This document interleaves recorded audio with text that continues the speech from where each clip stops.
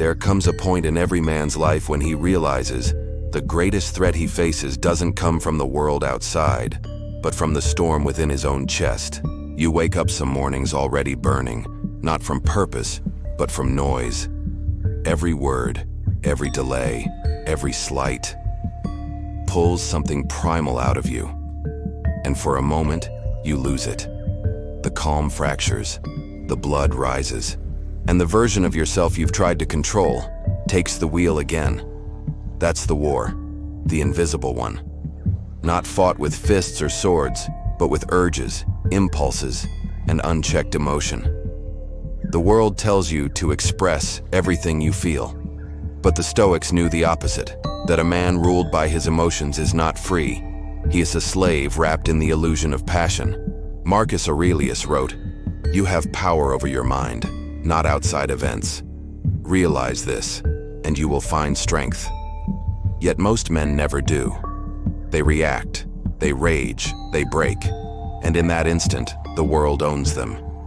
But if you learn to see your emotions before you obey them, you begin to build something ancient and unshakable, self-command. That is what this video is about. 5 Stoic lessons that will teach you to master the chaos, turn emotion into strategy, and reclaim the throne of your own mind. Because emotion isn't the enemy, it's raw power. And power, when undisciplined, becomes destruction. Stay till the end. Lesson number 5 exposes a truth about fire that most men will never face. Lesson number 1, detach before you react. You don't control what happens, only how you interpret it. Every man thinks he's strong until life offends him. One insult, one rejection, one delay, and his emotions take command.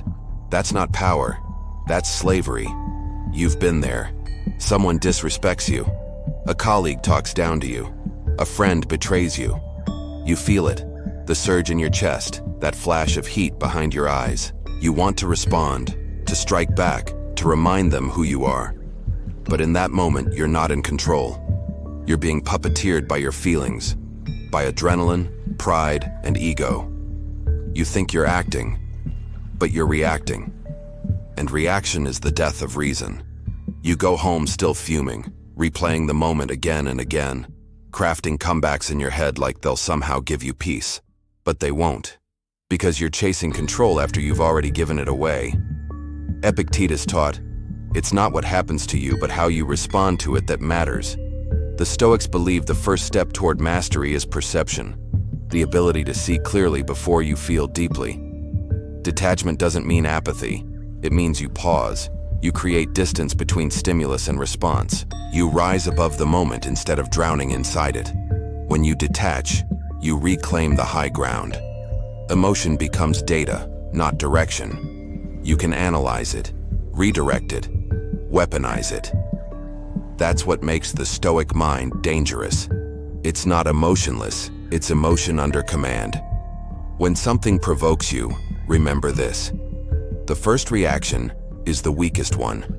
Detach, breathe, observe, because the man who controls his interpretation controls his world. Lesson number 2, pain is a teacher, not an enemy. Most men waste their suffering. They try to escape it, numb it, or bury it under distractions. But pain has a purpose. It's a signal from the universe demanding evolution. Every wound is a message, if you're strong enough to read it. You know that feeling. The one that sits heavy in your chest after betrayal. A friend turned cold. A lover left.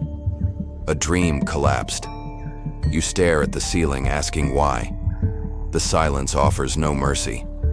You replay everything, wishing it had gone differently, but wishing doesn't move reality. The pain digs in deeper. You try to ignore it. Scroll through your phone. Pour another drink. Anything to silence the noise inside. But it keeps whispering. Learn. Because deep down, you know, pain is trying to show you something about yourself. Your weaknesses, your attachments, your illusions. And until you face it, it will repeat itself through different faces, different failures, different forms. Marcus Aurelius said, "The impediment to action advances action." What stands in the way becomes the way. Pain isn't punishment, it's refinement. It forges resilience, emotional discipline, and awareness. The Stoics believed that suffering reveals the boundaries of the self, and that by enduring it consciously, you expand those boundaries. When you stop running from pain and start listening to it, you gain something most people never do: inner armor. Pain becomes your mentor, not your master. It teaches you to move forward without resentment, to lose without breaking, and to rebuild without bitterness. So when life cuts you, don't just bleed, study the wound.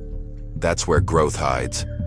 The Stoics didn't seek comfort, they sought clarity. Because pain is not there to destroy you, it's there to prepare you. Lesson number 3, silence is power. The loudest man in the room is always the weakest. He reveals too much, his fears, his insecurities, his hunger for validation. A disciplined man doesn't broadcast his emotions, he contains them. Because silence isn't weakness, it's weaponry. You're in the heat of an argument, someone's attacking your pride. They raise their voice, throw accusations, twist your words, and everything in you wants to shout back, to prove them wrong, to win. But as your volume rises, your control falls. You can feel it. Your breathing changes. Your clarity evaporates. You stop listening and start reacting. You're no longer choosing your words. Your anger is. Now picture this instead. You go quiet. You observe. You let the chaos spill out in front of you without feeding it. Your silence makes them uncomfortable because they can't read you. They can't control you. You've already won without speaking a word. Seneca wrote, "The greatest remedy for anger is delay." The Stoics understood that silence gives birth to insight. When you stop speaking, you start seeing. In silence, emotion loses momentum. Pride deflates.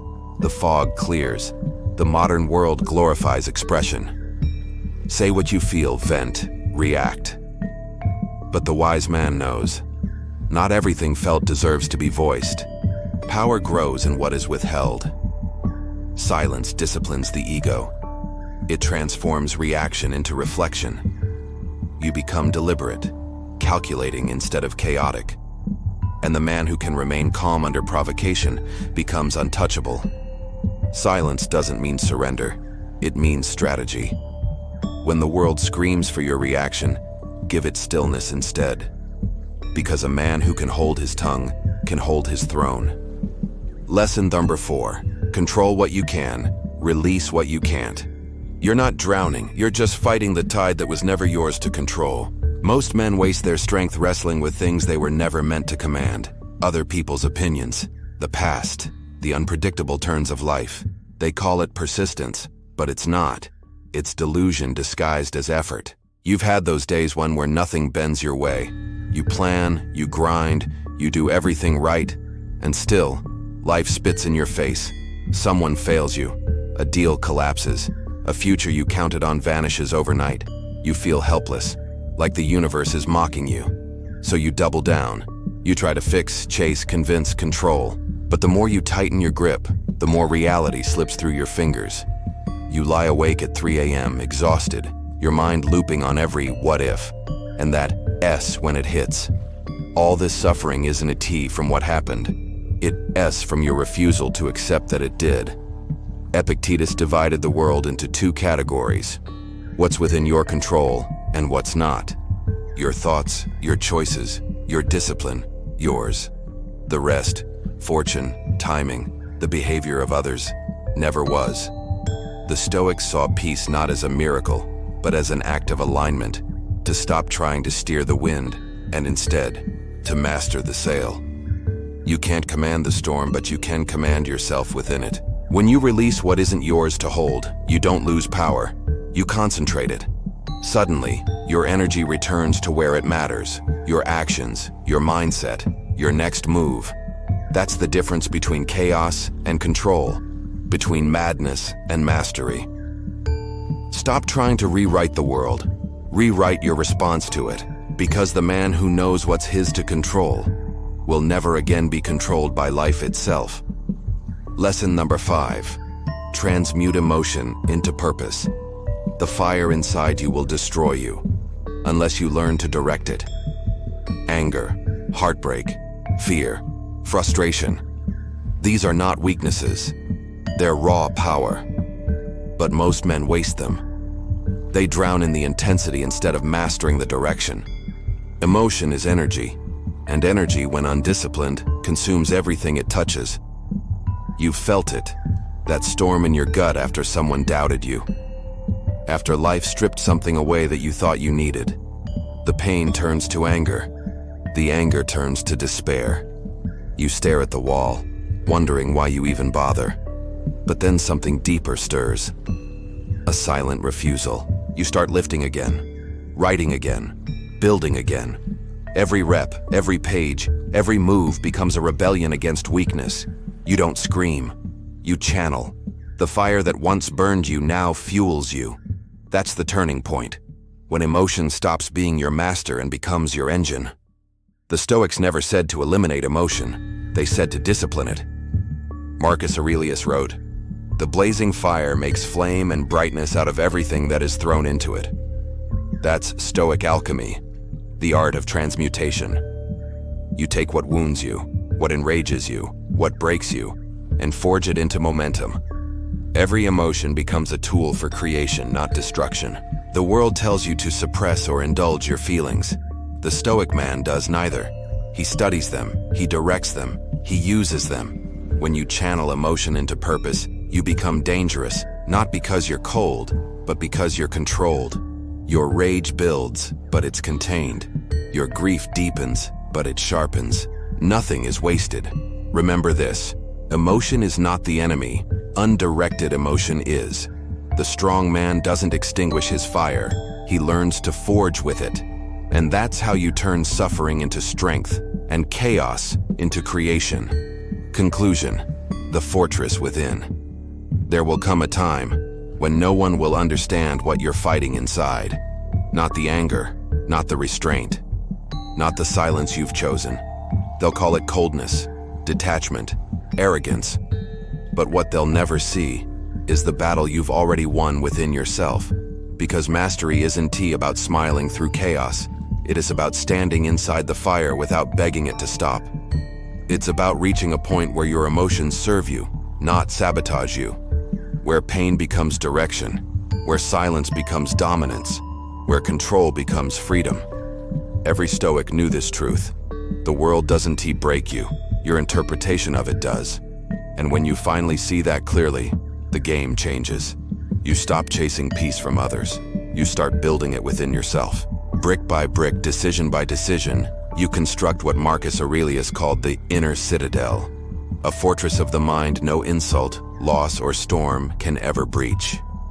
This is where real strength begins, not in pretending to feel nothing, but in commanding everything you feel. Because emotion, when mastered, becomes momentum. And the man who controls himself controls his destiny. So the next time your emotions rise, don't run, don't numb, don't explode. Observe, understand, redirect. Let the storm teach you who you are, then let discipline decide who you'll become. If this spoke to the part of you that's done being ruled by emotion, share it. Subscribe to Timeless Stoic Mind, where strong minds sharpen and men rebuild themselves from the inside out. Because in a world ruled by chaos, your calm is your crown.